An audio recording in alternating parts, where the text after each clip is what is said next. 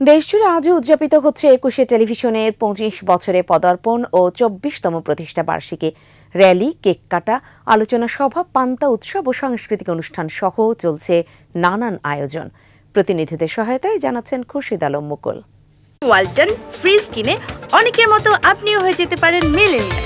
সেরা পণ্যের সেরা অফার। সিলেটে র্যালি ও কেক কাটায় অংশ নেন বিশিষ্টজনেরা। আলোচনা সভা ও কেক কাটা হয় রাজশাহীতে। রংপুর প্রেস ক্লাবে কেক কাটায় অংশ নেন বিশিষ্ট নাগরিক, মুক্তিযোদ্ধা, সামাজিক সাংস্কৃতিক সংগঠক এবং গণমাধ্যম কর্মীরা। চাঁপাইনবাবগঞ্জ ও ভোলায় ছিল র্যালি, আলোচনা সভা ও কেক কাটা।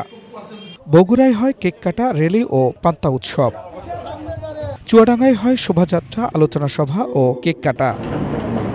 গাজীপুরের শতবর্ষী নয়নগর সরকারি প্রাথমিক বিদ্যালয়ে হয় কেক কাটা ও আলোচনা সভা।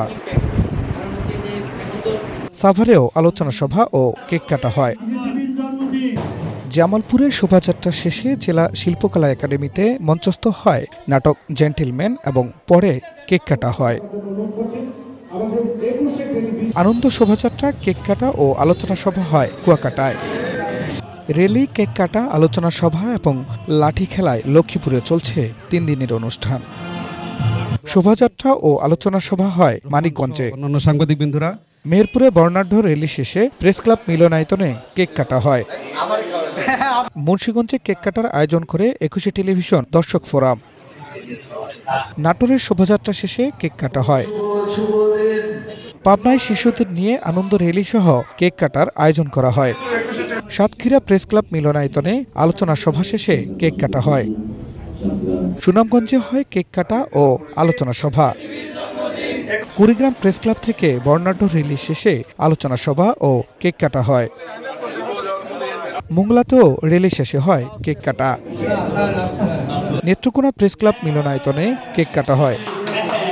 সিরাজগঞ্জে আলোচনা সভা ও কেক কাটার আয়োজন করে ২১শে ফোরাম। বর্ণাঢ্য র্যালি, কেক কাটা ও আলোচনা সভা হয় জয়পুরহাটে। ঠাকুরগাঁওয়ে জেলা উদীচীর সভাপতি এবং দর্শক ফোরামের সদস্যরা কেক কাটায় অংশ নেন।